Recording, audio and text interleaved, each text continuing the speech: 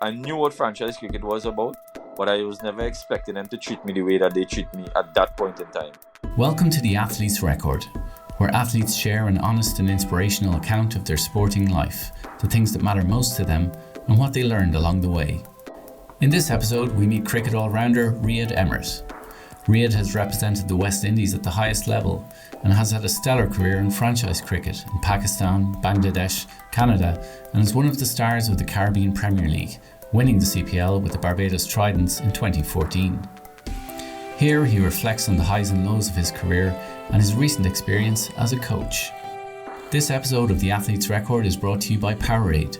Developed with sports scientists, Powerade is a still, isotonic sports drink that helps support effective hydration and replenishes key electrolytes, energy and fluids that your body loses during exercise.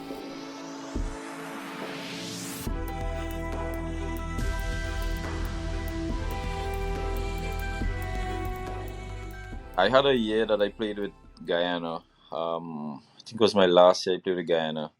And, I was captain, and Shoaib left, so I replaced Shoaib as captain. And I had a couple bad games, and then the coach came to me and is like, we think you need a rest. The captaincy is taking a toll on you. And I was like, it's not the captaincy taking a toll on me. I've been, it's T20 cricket. Bowlers go through this kind of stuff. I said last year I was captain. I was under pressure as well. I took the team. We needed 5 games to win to qualify. We won the 5 games. We qualified, reached the finals. We lost. It's not the captaincy. It's just that I'm not having the best CPL like before. There's a room where the teams store the luggage and that sort of thing. So I walked in there to get my luggage, and I saw the whole management team sitting in a meeting, and I wasn't there. And I was like, oh, okay, something is coming. Because if I'm the captain, I'm supposed to be part of the management team. I wasn't there. I got removed as captain, and they went around asking players in the team to captain the team. Nobody agreed, because they're saying that Rayad is our best dead bowler. He's the captain. Why should we replace him as captain? So they eventually got Chris Green, who accepted it. That was his first CPL as well. They played against Jamaica. They lost. It was a funny story there when I went down to practice warm up. Andrew Russell came across and he was like, why you not playing? You're injured? I was like, no, I got dropped. And he was like, we're gonna win this game so easy. And I was like, okay. And we lost. And so next morning, I usually go to the physio room and do my routine, where I do my stretch. The physio will take care of me, my body, whatever. And, Greeny came in and he's like, he need to have a chat with me. So I said, no problem, you can have a chat here, because, the trainer is part of the management team. So whatever you tell me, is not going to affect anything. And he's like, no, I need to come outside and, things. So I went outside and he was like, we need you to play tonight. We're playing against TKR, and what is your mind frame like? I said, I'm not in the best of my mind is in the best of place at this point in time, but I'm here to play cricket, and if you need me to play cricket, I'm a professional. I'll get my mind where I wanted to be, but I can't see, I wasn't in your best 11 last night. I don't see how, after one game I could be in your best 11. And he's like, no, you're still the best dead bowler we have, and we need you in the team. And I was like, Greeny, whatever. If you pick me, I'll play. If not, I'll do the same as last night. I'll support the team. You have my support 150%. Nothing changes. And then the coach was right. The coach so happened that the coach was walking up that time, and he called the coach over and tell him, we need to tell Rayad, we're giving him the full backing, and I don't mind being dropped, but it's a way, because I think I'm a senior player in the team. I took the team from nothing where they were the year before, and we qualify. And this year, because I'm having a bad CPL, a bad few games, you're going to treat me like dirt. And I told the coach, I said, you up the team, and if we don't qualify, it's your fault. Everybody's going to be pointing fingers on you, because what we had, this is your first year, you came and you're going to it up. Just like that, I told him, I said, it's up to you, but you're going to take the blame for it, not Rayad. And that was it. And I went and played the night. We played against TKR. I got man of the match. We won. We played them the next night. The qualifier was the qualifier or the eliminator because we came second. We played. I got man of the match in that game again. I got back to back man of the match, and they came and they was like, for somebody who went through what they went through, to come back and do these performances, and the old la la la la la. And I was like, listen, I came here for a purpose. This is what T20 cricket is about. Bowlers always under pressure. You go through the highs, you go through the lows. You just have to take it and know what you can do better to improve. And that's it. And you know what? That was probably one of the toughest part of my CPL career. That little period there when I was removed as captain and the way they did it, and it affected me mentally for a while because you know, I I never thought I knew what franchise cricket was about, but I was never expecting them to treat me the way that they treat me at that point in time. I think because I'm a senior player, I've been there for 3 years. I know the ins and outs. I know how it goes, and just for a few bad games, it's like why they will do this. And having said that, the first game we played in the CPL, I got man of the match as well. So it's not like it was a horrible CPL. Just like a bad few games, and so that point in time, it took a toll on me because I was taking it on. And then when you look at social media, a lot of people saying a lot of stuff about you. And, from then I stopped, when I play CPL, I stopped looking at social media because there's so many things that people say negatively could impact you.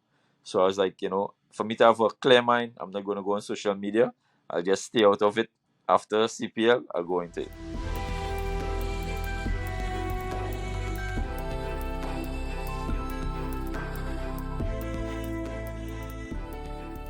I grew up in a small community called El Dorado. It's the east side of Trinidad. Three sisters, no brothers, mom and dad. I always knew I wanted to play cricket. My dad had a wind ball team where you all call softball, like a tennis ball. So there's a lot of that is being played in Trinidad and Tobago. So he had his own team, and he used to play a lot of sports as well. So I always go to his matches, and I was obviously the youngest one there, and I always wanted to play. So this one time I got my opportunity to play, and I scored the most runs in the game. Being a 11-year-old playing against guys that are in the 30s, 20s, and 30s, and I scored the most runs for his team. His team wasn't really that good, because there's a lot of older guys in the team. He's probably the oldest team in the tournament. And from then on, I knew I wanted to play cricket. I wanted it to be my hobby. I had a lot of passion for it, and one of my cousins used to take me to the Queen's Park Oval to watch West Indies play, and we'll leave home like 5 a.m. in the morning because the lines to see a test match at that time used to be very long. Going to the Oval at 5 a.m. for a test match that starting 10 o'clock. It's a bit hectic, but it was worth it at that time. Going to see the greats. Um, so I grew up amongst people who play a lot of cricket, a lot of sports, in fact. And then I passed for El Dorado Secondary, and I started playing school cricket there. Obviously, Brian Charles, Lara is, from where I see it, is one of the greatest batters that I have ever seen. Um, I've had the opportunity to play alongside him. I've had the opportunity to captain him. So I think for a batsman, he is definitely the one that I look up, and Glenn McGrath definitely as a fast bowler. I've always loved watching Glenn McGrath bowl. I kind of model myself with the way he go about his stuff. My first form, I played on the 14s and the 16s, and I had an issue with school, with my mom coming in and saying that I'm missing too much school, and I had to choose. But I still got the opportunity to play at school level. It was a bit tough because my my family, weren't the wealthiest family, and I had my dad made a lot of sacrifices, um, trying to get me the gears to play, and also trying to make sure that the home is taken care of, which he did, a pretty good job. Having four kids, a wife, and has to see about the house. So a lot of sacrifices he made, which eventually paid off. I played for the school. I represented the zone, what we call zonal cricket. And then I eventually represented Trinidad and Tobago on the 19s for 1 year. And then I went to England, played a couple of seasons in England at Northumberland. And I think there's where my cricket, took off when I got the opportunity to play in England. Different conditions, um, and just being by myself. The first time that I left home by myself for so long. I remember the first time that I got there, I had sleepless nights, crying myself to sleep because I missed home so much. I wasn't expecting the weather to be as bad as it was and how cold it was. There's days that you turn up expecting to play on a nice wicket and it's soft and it's soggy, and the lengths that you'll bowl in the Caribbean, when you bowl there, everybody laugh at you because it's so short, it's stand up, and it was a nightmare. The first month was a nightmare, but eventually it got better. And I think my cricket, it evolved so much having spent those 2 seasons at Northumberland in England. I had so much times that I wanted to just come home, and if I had the opportunity I might have, because at that time I didn't have access to a cell phone. I remember I had to write letters to my girlfriend that time, and go to the post office, mail it home. I had one phone call a week to my parents. Um, this one day, I told my mom, I don't want to be here. I just want to come home. And she was like, you choose this. This is what you choose. You didn't want to go back to school. It was either going back to school, or going to England. You choose going to England. And she said, this is your choice. You need to stick it out. And she hung up the phone on me. That was my phone call for the week gone. And then, reality kicked in, and, it's like, you have to make it. This is your choice now. Whatever it takes, you need. And eventually, it got better. The sun came out, the wickets got better. Started making a lot of friends. But then your whole life changed because you're a professional now. People look up at you at 19 years. You become a professional. Playing club cricket in England, is not the easiest. Um, as long as you're the pro, everything is the pro has to do this. The pro has to do this. They expect you to score 100 runs every weekend, take 5 wickets. So it's a bit challenging. If you're not strong enough, then definitely it's not for you. But I thank God. I stuck at it, and I I was given a second opportunity by Northumberland, in by Ashington, sorry, in Northumberland League, and I had no regrets, no regrets.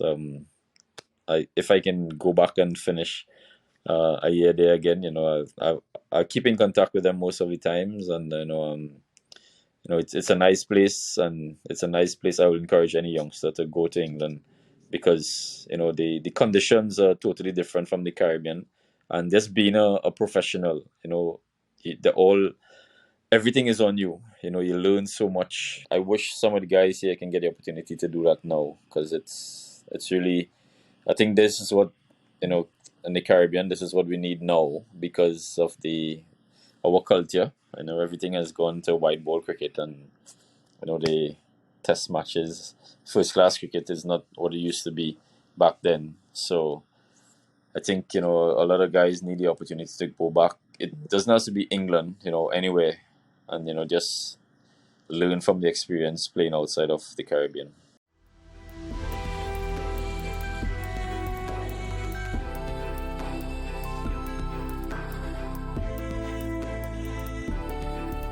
I think what was my strength is, I was a very hard worker. I would I would put in the hard work. When other guys were just who were a lot better than me, I think. Um, they because they are a lot more talented. They would just go through the motion, and I had to work twice as hard, even more than them. So I would train a lot more than them. I would do stuff that, when people are sleeping, I might do stuff just because I know to myself that, I want to be better than these guys. And I always try to look at my competition and the teams that I played with and try to better the person that I think that I'm having a competition with. If I know that I need to get stronger or fitter to make the team in front of somebody, I'll make sure that I do that. Even if it doesn't happen, I make sure that I go through the process, knowing that I did all that I had to do, and then everything will come into play. It don't always happen, but I try to prepare, better than everyone else. Because I know everyone is going to practice, everyone is going to train hard, everyone is going to do whatever they have to do. But I always try to go the extra mile to give myself the extra edge. We were very excited when we heard about this new franchise tournament called CPL. What we wasn't expecting is the way that the tournament was run. When I got selected for Barbados, Paulie was captain, obviously. I think there were another trainee on the team, and before, as you say, there was a lot of talk going about, why should Pollard captain Barbados and this and that and shalala. But just going to Barbados to the camp and being around these guys, and then CPL had these things that where we would go to the and meet the supporters down in the town, and they'll have like a lunch and we spend time, we go to courts, we go to these different places, and you start feeling the energy before. And when we walked in the stadium for the first game, it's like I'm saying this now, and my pause a reason. I feel like it was yesterday. The support that we got there, it was like, wow. It felt like a World Cup. I've never played in a World Cup, but it felt like this is your World Cup here. So everybody wanted to do well. Especially in Barbados. Where they know if you don't do well, the crowd is gonna pong you. They're gonna tell you as it is. After the first bowl, I was like, yes, yes, Riyadh, you deserve to be here. This is your place. You just have to do what you've been doing. You know, it may go right, it may go wrong, but just enjoy it. And I keep saying, I just have to enjoy it, just have to enjoy it. And I look forward to playing against the big boys in the Caribbean because I always wanted to play back for West Indies. That was my main goal, trying to get back into the West Indies team. Um, and then play when I had to play against Trinidad, I never felt so nervous in my life because I'm here in blue representing Barbados, and I usually red, white, and black. I'm gonna play against Trinidad and Tobago now, and I was like, the first year I didn't know how to play against Trinidad because I didn't know what to do. I was scared. Nobody knew this. I would never even tell Polly this. I didn't even know what to do. He gave me the ball to bowl, and I was bowling all over the place. I get some stick. Um, I remember we bowling them out for 53 or 59 in one game, and my two overs went for 15 or something. That was probably the most expensive, going at 7 runs over. But I was nervous. My first year playing against Trinidad was very, very nervous. But then, the second year came, I got a bit more, I was more comfortable playing against them. The third game, the fourth game I played against them, I was more comfortable. But, the brand that we played in Barbados, was like, Polly is, him as a leader, he's very attacking. He wants to go there and prove a point all the time. He wants us to win. He don't care if we lose by doing the right things, but he always, tell us, we need to do the right things. If we lose doing the right things, it's no problem. We're not going to win every game, but make sure we do the right thing, and it was really, really nice in Barbados. The crowd, they when we were winning, they were on our side and they started to love us. The outsiders, they started loving us, and it was a really, really nice feeling. And we hope that it would have stayed like that forever. When I left, when I got by for Guyana, I was never really happy because I didn't want to leave Barbados. Because I got so close to everybody in Barbados. It felt like my second home in Barbados. You know, but then I get to understand because I didn't really understand franchise cricket as yet. But then when I moved to Guyana, then I understand that, yeah, franchise cricket is about this. You're not really, you're not going to, it's not like you're playing for your country. This is what franchise cricket is. You're here today, you're gone tomorrow. And that's the reality of it. They want you today, they don't want you tomorrow, you're out of here. So then you start understanding. You go to Guyana, it was even more love in Guyana now, and so you become more comfortable in Guyana. And then you had to leave to go to St. Kitts after 3 years, and there's another, you have to start over again.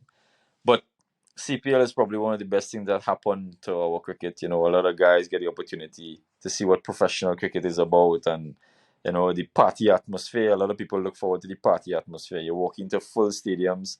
Some people play the first game in Barbados or Trinidad, wherever it is. 15, 16,000 people. You throw them in the deep blue sea. But it's an atmosphere that you can't really talk about it. You have to be there to enjoy it.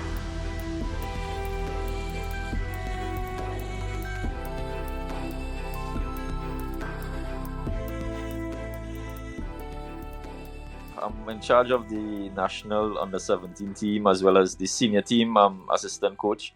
I'm really enjoying it. I'm enjoying it more than I expected to. The age groups are always a bit challenging because you expect them to do stuff, which in hindsight, you see like they're not good enough as yet. You have to take it a bit slower and that sort of thing. But it's growing on me now, and I'm enjoying every moment of it. Sometimes you want to go out there and do it yourself, and you can't. It's eating you up inside. You just can't do anything. I find myself shouting sometimes, but I'm a lot better now. It's growing on me, and it's day by day I'm getting better. I think I'm getting better, trying to deal with my emotions inside. So I'm a lot better now. The past few months was a bit tough for our family. My dad died a month ago.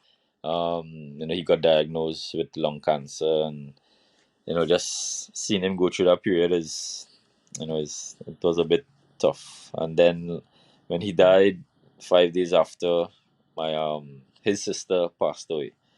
So it's been a rocky road the last few weeks, but it's all good. This is life. My mom is still here. My mom is here with us, and we have to cherish her now as much as we can.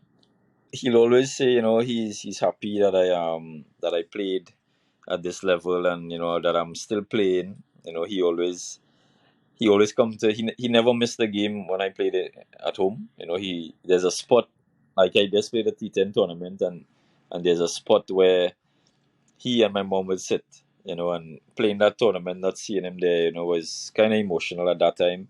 But yeah, he always let people know around, that, how happy he is for me, and, all the things that I went through. Even he would talk about, not for me not being selected in West Indies team, how disappointing he was as well, and he would say, he admired how strong I was to continue playing at that level, and not taking it on, and so yeah, he and my mom is my biggest fans. My wife always tell me, I don't show my emotions. I never show my emotions, so nobody will know what's happening. I always try to smile. I always try to be happy, and that's just me. On the field, sometimes I show my emotions. That's probably the only place I show my emotions. So nobody will never know when I'm off the field and I'm angry. Nobody will know. Probably in the dressing room when I just let everybody have it. That's it. But I always try to smile and enjoy life. Because I think as athletes we're here for a very short time. So just try to enjoy it as much as possible. And that's what I try to do. This episode of The Athlete's Record is brought to you by Powerade. Developed with sports scientists, Powerade is a still, isotonic sports drink that helps support effective hydration and replenishes key electrolytes, energy and fluids that your body loses during exercise.